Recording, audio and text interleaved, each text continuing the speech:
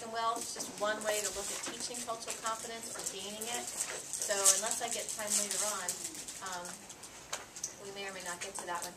And then another PowerPoint up here is from your book, Royeen and Crabtree, about the meaning of disability across different cultures. Again, it goes along with the chapter, and you can look through it on your own, because there's cultural values and perceptions associated with disability.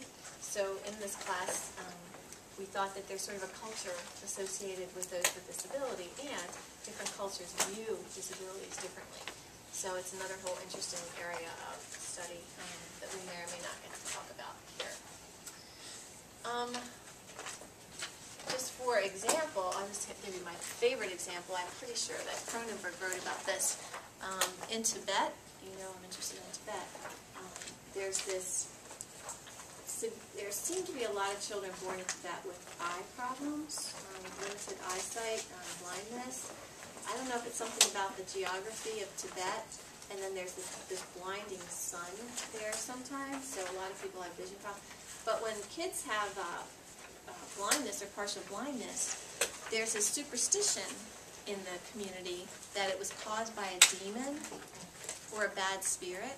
So if you had a child that was blind or impaired with their vision, the family would hide the child, or put them in a back bedroom and tie them to the bed and not allow them to ever come out because there's so much shame associated with having a child with blindness.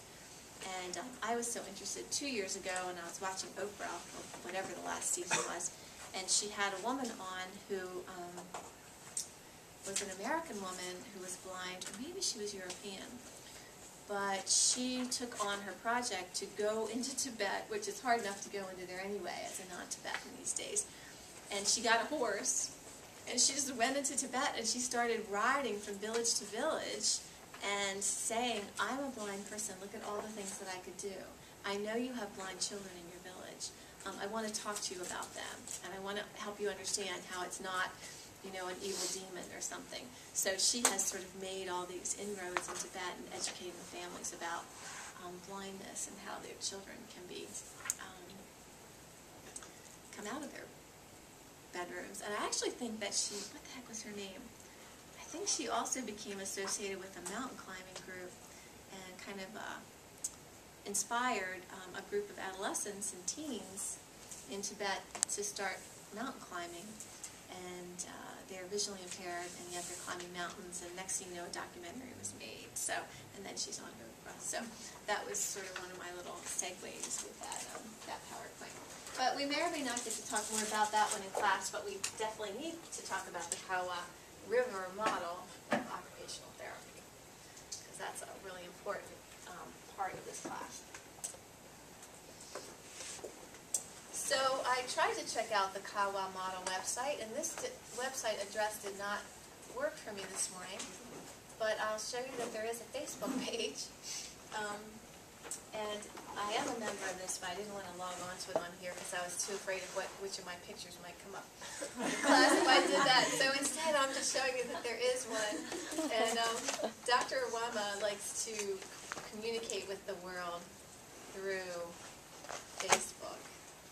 So he's on here all the time, telling you all kinds of things about himself. He's a very interesting person. We were together in Belgium one night 2 years ago, and we were hosted at a good friend, the man who invited us to come and speak. And they had this wonderful dinner for us in Belgium. The Belgian people are very hospitable. They brought in all this fish.